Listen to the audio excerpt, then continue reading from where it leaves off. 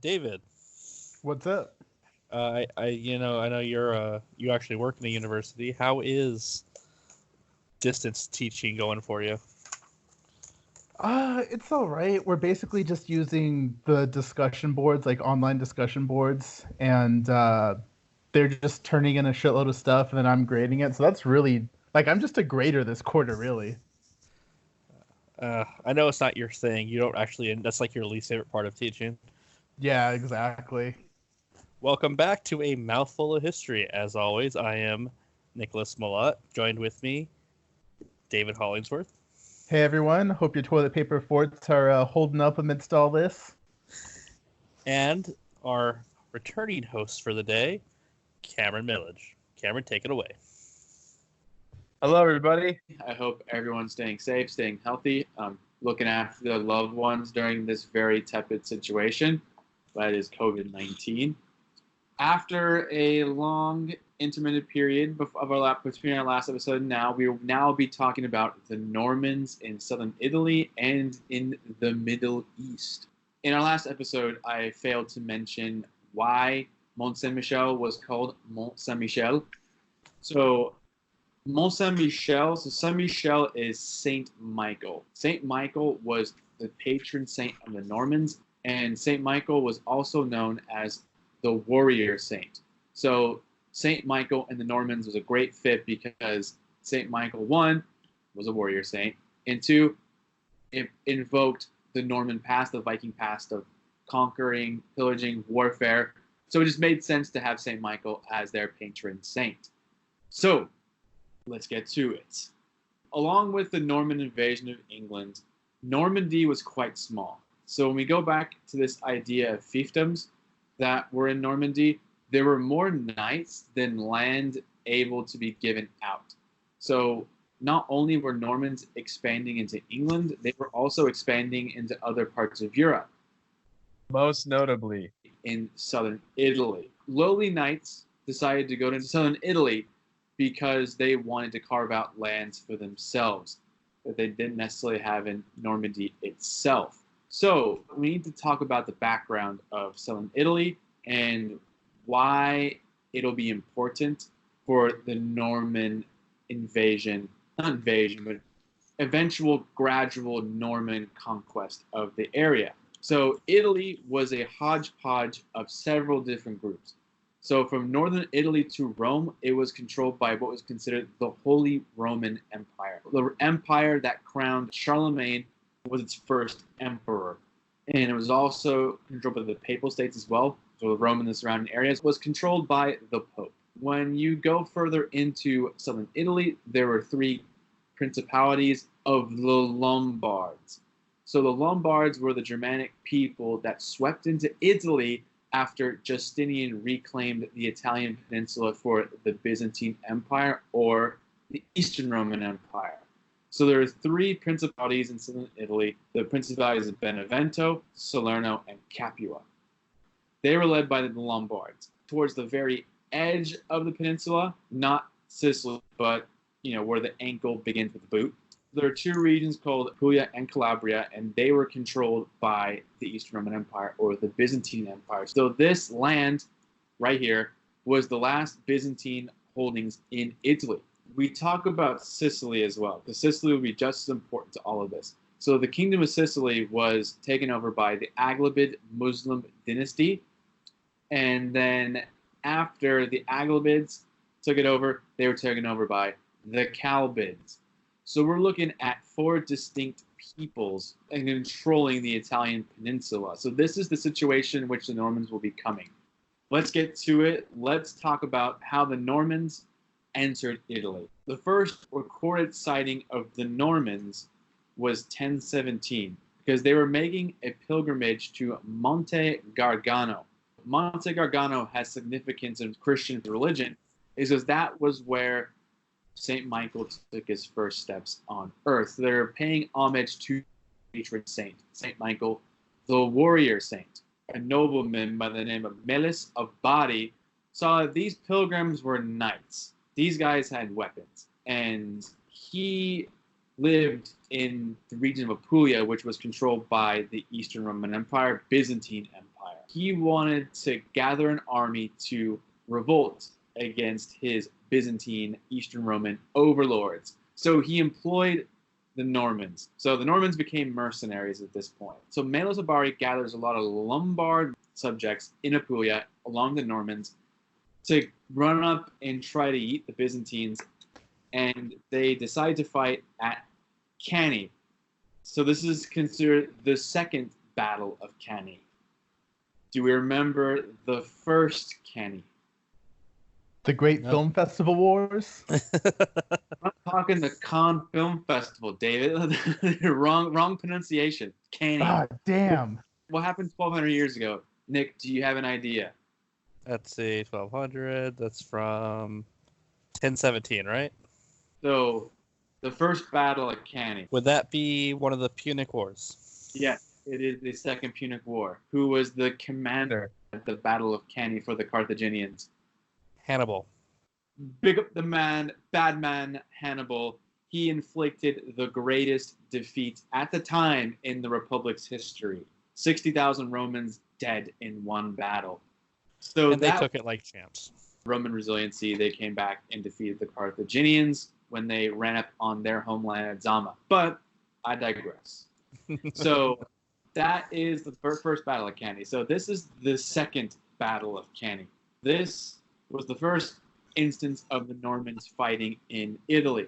Byzantines absolutely crush this Lombard revolt. Here's the thing. Basil Boioannis, who was the Byzantine general, saw the Normans for what they were, noble mercenaries who fought well at the Battle of Cannae against the Byzantines. So he employs them in his army. And so they make a new fort at Troia, which is on the border between Byzantine Empire, its holdings in Italy, and the Holy Roman Empire. His gamble on these Norman mercenaries pay off. And so the Normans who are holding that new fort at Troia defeat the Holy Roman Empire. Can you imagine that? Like, that never happens. Like, oh, we go to war, you defeat somebody and says, hey, you know what? You guys are actually really good fighters. We're going to take you, add you to our force, and we're going to kick some ass. Like, that never happens. The only time that works is an anime. Like fucking the Byzantines were basically just Goku convincing Vegeta to join his side. See, you have to take the advantage as it comes. The opportunity came, and the Normans proved themselves in battle, and Boioannis said, hey, you want to join our army? And they happily agreed, because guess what they got? What did they get? Money. It was going to be land or money. They found a way to stay employed. That's really what it came down to. That's what it is when you're a mercenary, though. That's what it is. Like, hey, we'll go to the highest bidder, and we're really good. That's in the immortal words of the Joker, since April 4th is Heath Ledger's birthday. If you're good at something, never do it for free. Yep. Yeah. You could really say basically every issue of history can in some way or another be tied to labor. If you want to talk about labor history, but I know you might have some topics right in the palm of your hand you're willing to offer to us in the later episodes. Oh, yeah. So the thing is, the Normans realize that they have so much leverage now because the Pope hired Normans, the Holy Roman Empire hired Normans, and the Lombard principalities Benevento, Salerno, and Capua also employed Normans.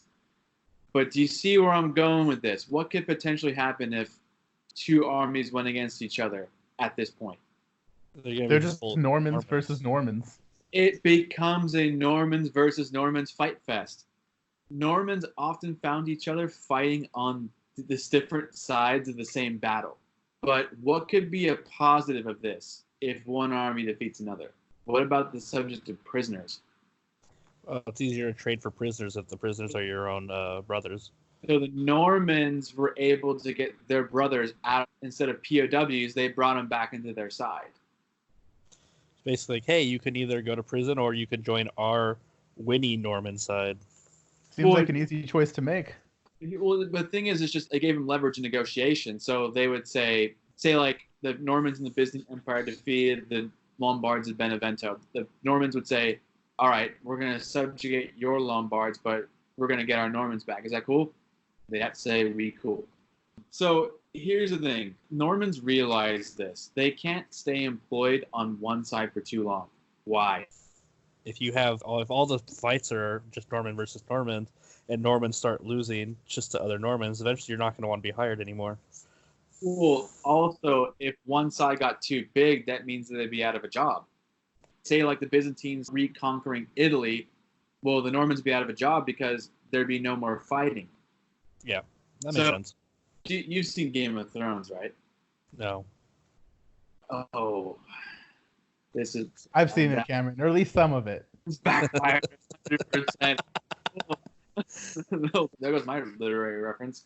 So we're gonna enter. There's gonna be two families of Normans that are gonna enter this equation. They're the Drengos and the de Hautevilles. So this sounds like not a Hatfields McCoy situation, but it sounds like two families in Game of Thrones that like enter the competition and want to stake claim for themselves. Okay, so now we're gonna talk about the Normans finally getting land. So they were mercenaries for such a long time. They were being employed by different sides. In Capua, Pandulph IV got overthrown by Pandulph V. So Pandulph V started running to the Normans and saying, hey, do you guys want to fight for me and get my land back in Capua? The Normans, looking for money, they said, Let's go. on y va. They decided to join Pandulph IV. But the thing is, the Principality of Capua is getting really big. And at the last minute, Duke Sergius of Naples decided to jump in to protect Pandulph V. And so the Normans, realizing that if they aided Pandulph IV, they would lose their jobs, they flipped sides to Sergius VI. So Sergius VI got the Normans, and Pandulph IV was defeated. And so Sergius granted the county of Aversa to the Normans. So after years and years of fighting as mercenaries, they finally got a foothold in the Italian peninsula. So the family that took that land was the Drengos. The big man, Ranulph Drengo, is the main topic of discussion right now. His family is the first notable Norman family to enter the Italian peninsula. He broke away from the Duke of Naples. So County of Aversa became officially Norman. Here's the thing. Now they attacked the Byzantines as well. And so they knew that they had to carve out more land for themselves. So Ranulph Drengo in 1041 decided to bring some Normans and bring some Lombard dissidents in the Eastern Roman Empire. They defeat the Byzantines at the battles of Olivento and Montemaggiore. The Byzantines tried to conquer Sicily, but they got mercilessly beat down, and so the Lombard subjects in their province, in their areas in which they controlled, revolted, and which resulted in the Normans and Lombards fighting at the battles of Olivento and Montemaggiore. They were able to carve out more land from those victories. Now come the de Hautevilles. This is the most notable Norman family. So the big patriarch of the Tancred de Hauteville, he had 12 sons. So the de Hautevilles, they're essentially poor knights, and they wanted to carve out land for themselves in Italy. So you have Humphrey de Hauteville, you have Drogo de Hauteville, you have William Ironarm, you have Robert Guiscard. Those are the most popular de Hautevilles. The oldest one died in Normandy over a land dispute. And Robert Guiscard, or Robert the Crafty, but Robert de Hauteville, Guiscard's the nickname. So William Ironarm and Drogo fought the Byzantines at Olivento and Montemaggiore, and they were able to carve out more land for themselves. And basically, we're going to talk about Robert de Hauteville. So Robert Guiscard is the most popular of these Normans. So he comes to Italy later, and he gets this little small patch in Calabria called Scalabria that was inhabitable. It was a hill, very little farmland. There are some bits of his castle still remaining, but he had to resort to pillaging, plundering Byzantine towns to make a life for himself and the subjects he ruled. So he will become the Duke of Sicily and the Duke of Apulia and Calabria later on. And so Normans are starting to gain more land. News gets to the Pope that in Norman-controlled parts of Italy, that they were, again, remember the Anglo-Saxons? They were getting plundered and pillaged. They were getting mistreated by the Normans that invaded England, right? Yep. The Pope got word. And so while he was happy that the Byzantines were getting humbled by the Normans, the Lombards in the area were complaining to the Pope about the Norman mistreatment of themselves. And so the Pope gets an army. So he gains a lot of Lombard mercenaries, and he brings Swabians. So this is Pope Leo IX. So I forgot to mention Pope Leo IX. So he's a German. He's from Swabia. So he gets Swabian mercenaries, and these guys are badasses. You know, they're flinging their two-handed swords around. Like, they mean business.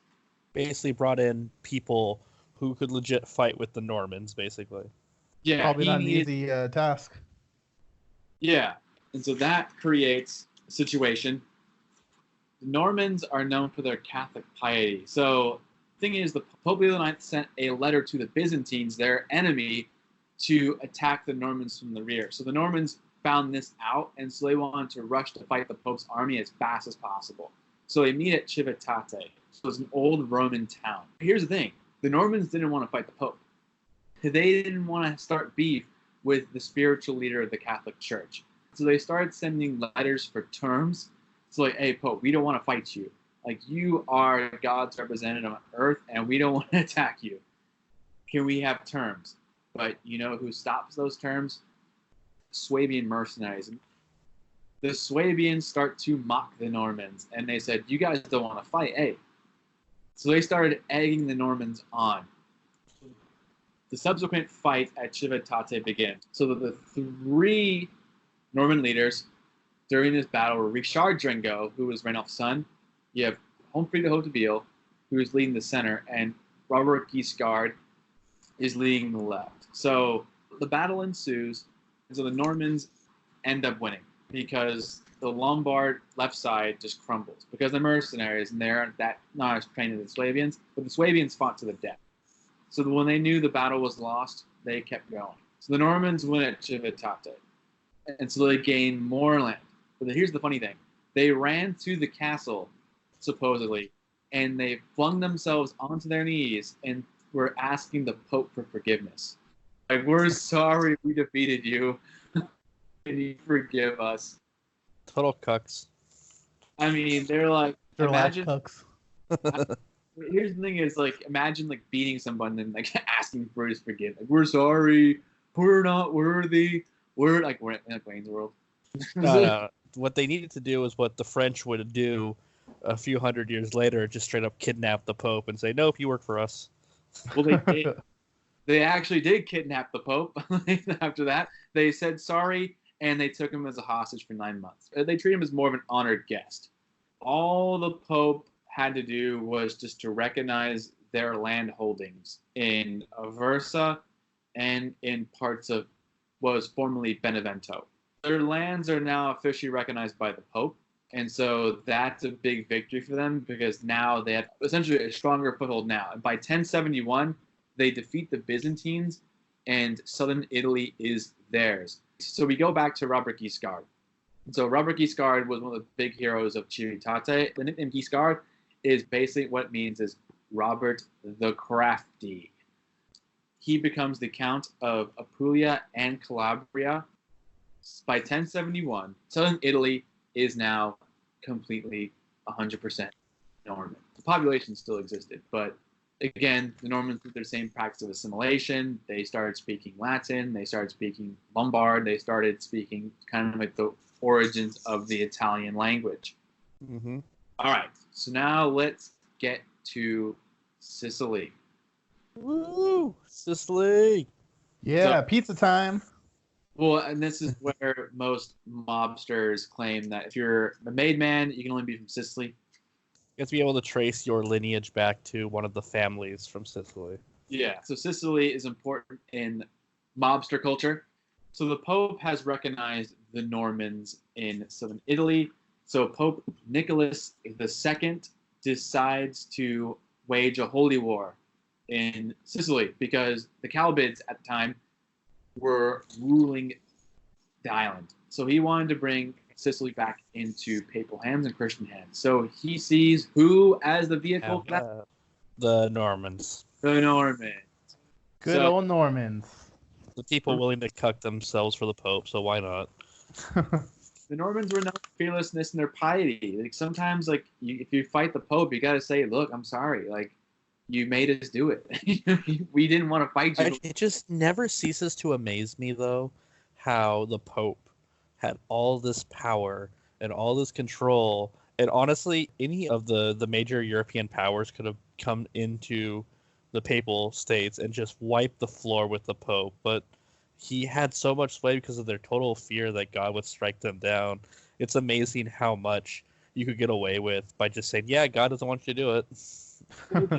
Because the Middle Ages, it was such a different worldview. It was mostly based on the views of religion. So it's like if you attack the Pope, then you're attacking the very institution that's going to save you or condemn you to hell. Yeah, I get it. I just think it's fucking ridiculous.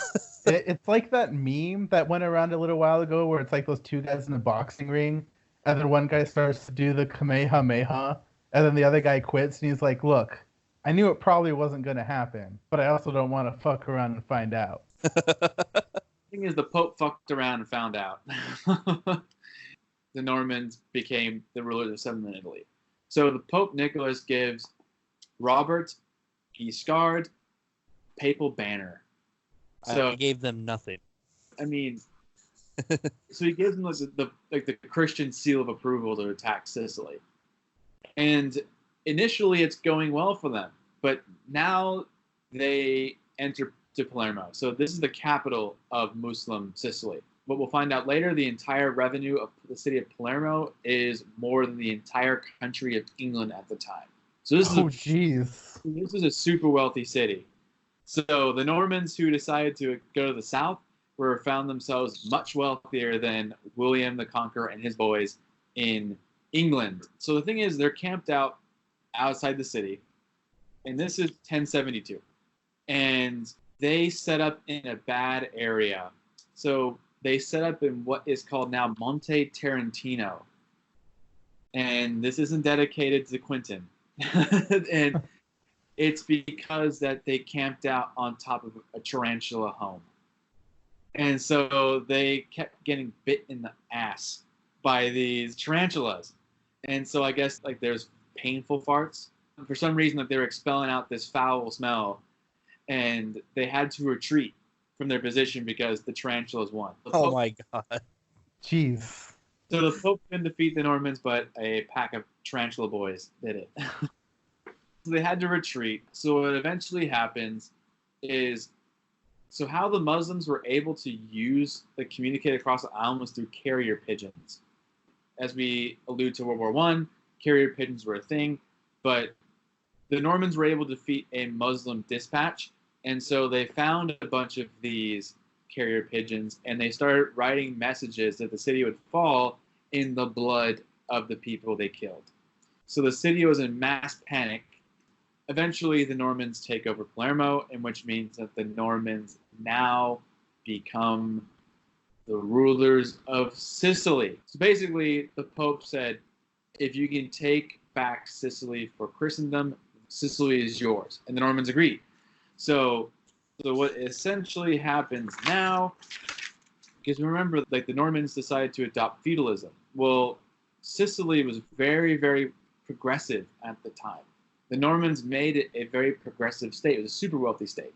But the thing is, people of all faiths were able to coexist. And slavery was practically abolished. Literacy rates were really high.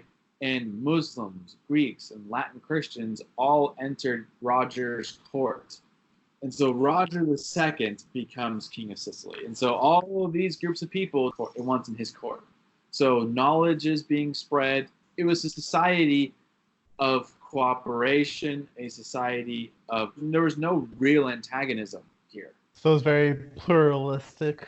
It was a very pluralistic society. Like the peoples were coexisting very, very well. Which is pretty uncommon in Europe during that time, no? Well, Sicily was kind of the anomaly at this point.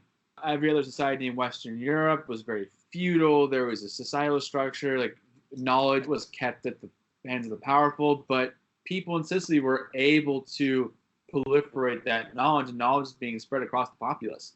One of the reasons is because the Normans assimilated, they wanted to bring in Muslim scholars. They wanted to keep Muslim traditions going. They wanted to still incorporate the Greeks. They still wanted to incorporate, Latin Christians. They still wanted everybody to coexist properly. Because remember, that's how the Normans keep power. Yeah, they have to keep that order going, and part of how you keep that order going is letting people live their lives, or else they're going to be storming down your walls. If there's any sort of like modern analogy, it's Dave Rubin's Marketplace of Ideas. Oh, Jesus. Dave Rubin. This was the OG Marketplace of Ideas. Except unlike Dave Rubin's ideas, they actually work. Yeah, they're actually concrete ideas, not just like, oh, I'm so tired out, my brain hurts from all these ideas. Like, no, this was actually philosophy was being traded, translation of Greek texts were coming around. And one of the most important things was, again, remember, the Normans, their religious insurance policy was chapels and churches. There was a chapel in Sicily, Cappella Palladina. So you had Islamic ceilings that Muslims created. You had Roman arches being built, and you had Byzantine art. All kind of the best of all worlds. So basically, this church and monastery brought the best of all worlds of people living. You had Muslim architects working on the ceilings. You had Byzantine Greek artists like putting mosaics up and Byzantine artwork, and you had Latin Christians making these Romanesque arches. Cappella Palladina was the symbol of coexistence in this kingdom of Sicily. That's pretty cool. Yeah, it is. What we see in Norman Sicily is just so different than any other part of Western Europe.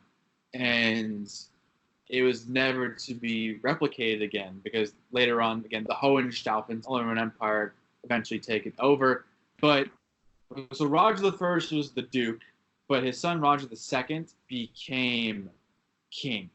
Sicily became its own kingdom. The Kingdom of Sicily, it included the regions of Apulia and Calabria and the rest of southern Italy. So the Normans finally control southern Italy and Sicily. So not only have they taken over England, but they've also have gotten land holdings in southern Italy.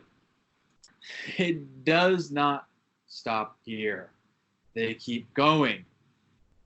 We ain't seen nothing yet. So now the Normans play a big role in the First Crusade. So we're going to go back to Robert Guiscard. Robert Guiscard, around the 1080s, he decides to have the Normans expand into Byzantine territory further. He decides to attack the Byzantines at Dyrrhachium and crushes them. And he takes part of that land as well. So the Byzantines and the Normans are deadlocked. They kind of become these two bitter enemies. So like you see in the movies, like you see this, the rebels in the empire. The Normans and the Byzantines kind of become these two factional groups that just don't like each other. Going back to Dyrrhachium, so I talked about Harold Hardrada being a part of the Varangian Guard. So the Varangian Guard was the Viking mercenaries that protected the Byzantine emperors and became a kind of the elite guard of the army. So by the time of the 11th century, the makeup started becoming less and less Viking, but more and more Anglo-Saxon. Some of these Anglo-Saxons who fought at the Battle of Hastings fought against the Normans at Dyrrhachium. So it's kind of like their second chance to kick some ass, but they don't. Pretty ironic. So around 1096, Pope Urban II calls for a crusade, and the Byzantines need to get some land back from the Seljuk Turks because they had lost huge at the Battle of Manzikert. Alexios Komnenos, who is the Byzantine emperor at the time, needed some soldiers to call upon for a crusade.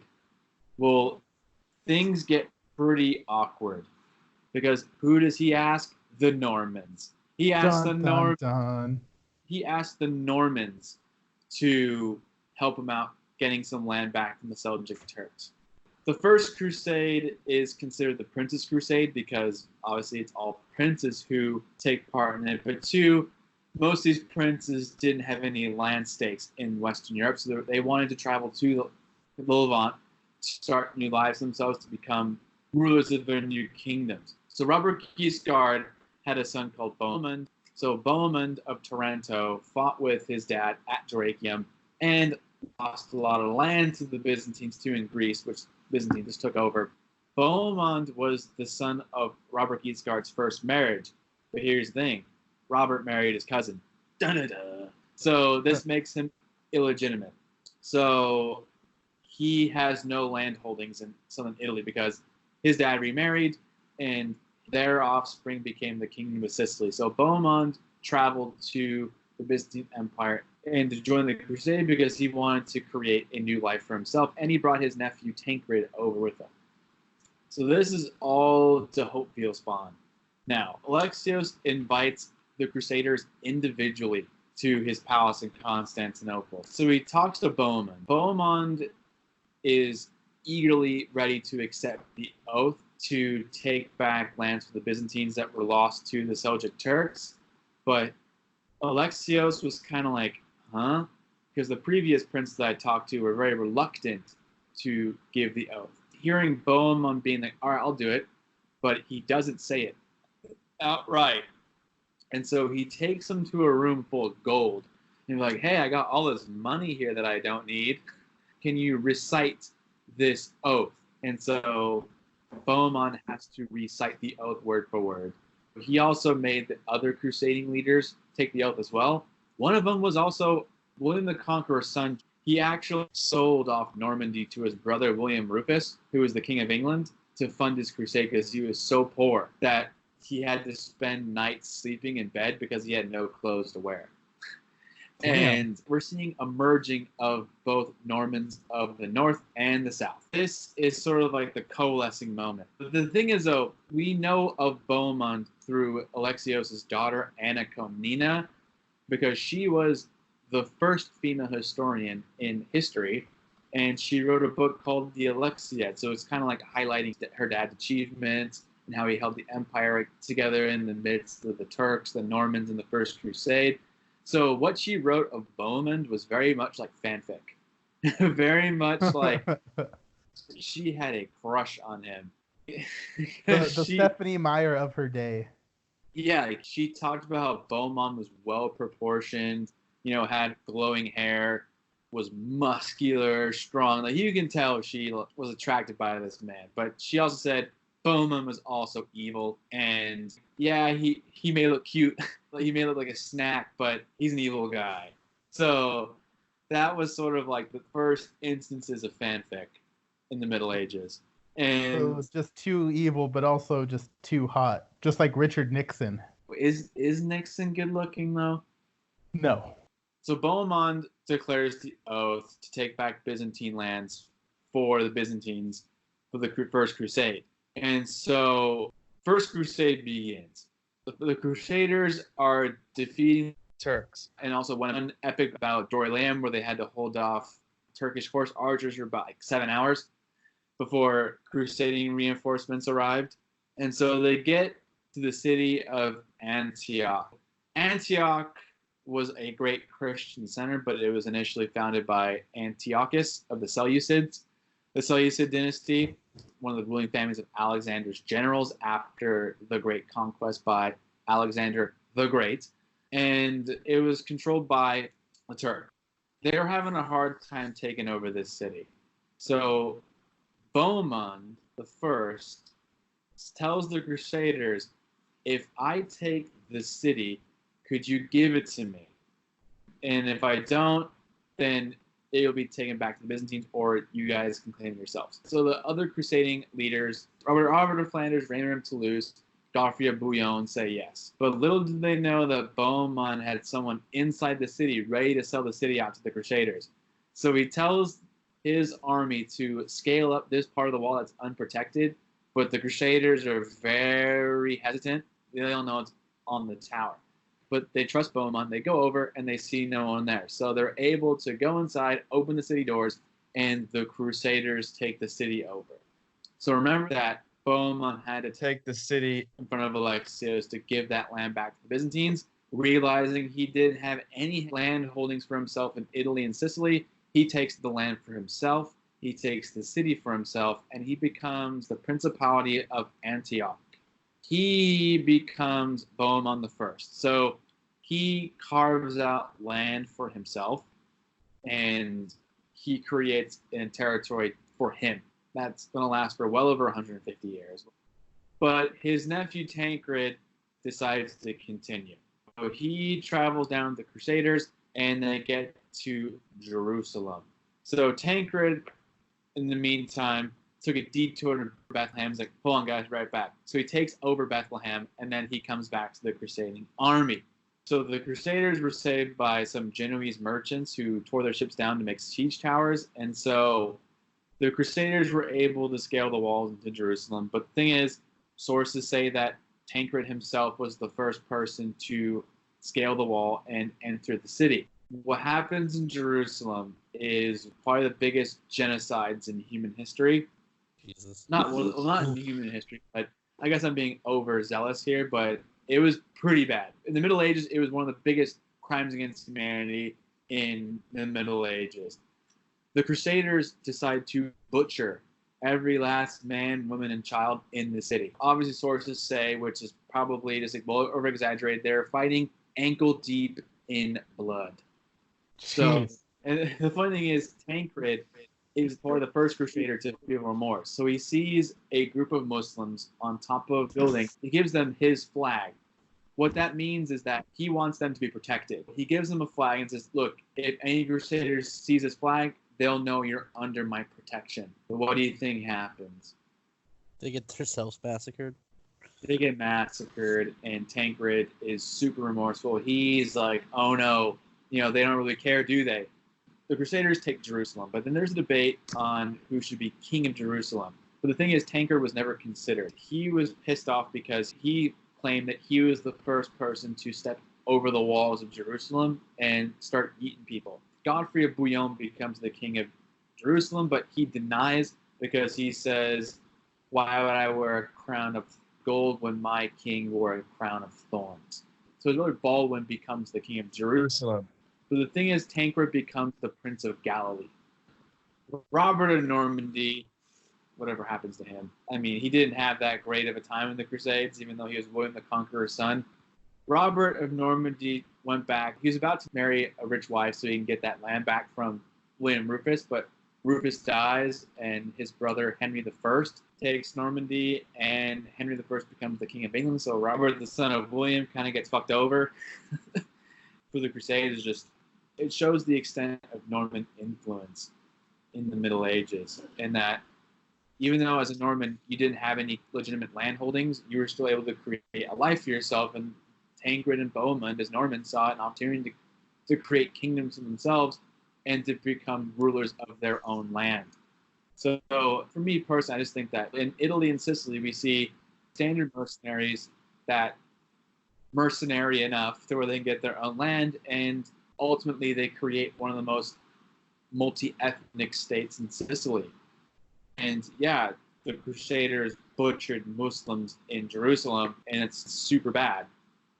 But it also shows the extent of which the Normans had territory. It showed that the Normans could extend way farther than Europe. And it shows just the Normans had such an influence over the Middle Ages, at least the high point of the Middle Ages, in that they were able to assimilate and to be able to create lasting kingdoms and be able to create lasting influence we see today. You might ask yourself, well, what happened to these Normans after that? There was no definitive ending of the Normans. They just disappeared. And that's down to assimilation. They intermarried, they were interwoven into the fabric of the societies which they controlled. They just disappeared. They just went into the night. There was no definitive ending to the Normans. That's crazy to think about, considering how important they are in this part of history. David. Yes. Do you anything you want to add from your research?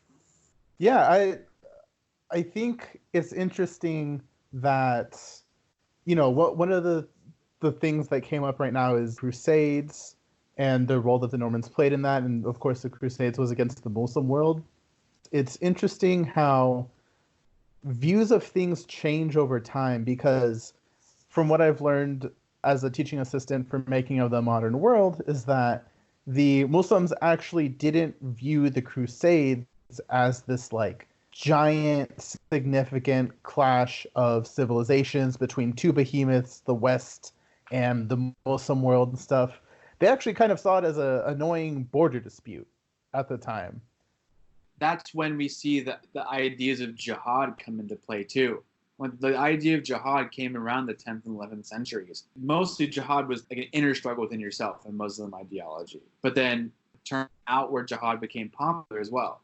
And I'm not saying it's jihad in like a very like anti-Muslim sort of thing, but like yeah, just like kind of redefined. But it's also interesting because at around the same time and a little bit thereafter, the people in what we would call the Middle East, like they saw the Crusades as an annoying border dispute, but then they were also worried about different forces from the East as well. And so, like disputes with what we would now call India, disputes with, of course, the Mongolians, which were kind of the big ones when they were coming up, and also different Turkish groups as well.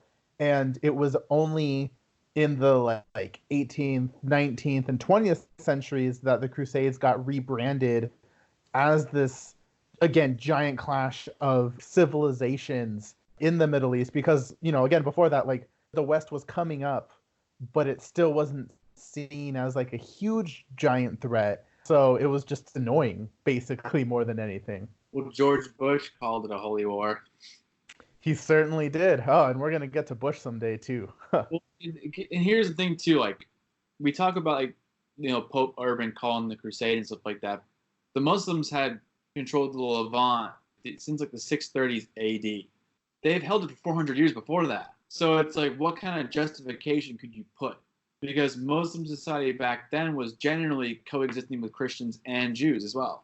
Yeah, they had a much better track record than Europe did up until maybe the Age of Enlightenment, but even that is something debatable. Even Muslim Spain was a much more diverse and accepting society. It seems like the concept of intolerance only comes about when the Christians have control. Yeah. Because in Islam, Christians and Jews are people of the book and they can't be harmed. They probably paid a higher tax because that's just jizya, head tax and stuff like that, but they were generally treated as people of the book and they couldn't be harmed within the confines of the Muslim Caliphate. And also, around the Crusades, the Muslim world was fragmented as well. You had several different Muslim kingdoms as well. You had the Fatimids in Egypt and in Palestine, and you had the Zengids. You had other groups of people, other groups of Muslims trying to vie for supremacy in the Middle East. It's kind of just tying it back to the Normans as well. It shows that there was a power vacuum there. That the Normans were able to carve out lands for themselves. It shows the ambition, shows the extent of which the Normans were willing to go to use their warring Viking spirit to create settlements for themselves. And so that's pretty much it with the Normans. There's definitely more information that we can go on, but that could be like 10, 12, 13 episodes of this. So we hope that this will help you feel interested in going deeper into the subject. We can only take you by the hand and lead you down the path. You have to follow it the rest of the way. But we hope we find it interesting enough to do further research. David, have you found a topic that we are going to discuss for next episode? Yeah, I thought of one that I think would be good because it'd be really good at facilitating a conversation between us. And I know for sure a couple parts of it that I think Nick would do a good job taking the lead on. And I'm sure there's other parts you would too.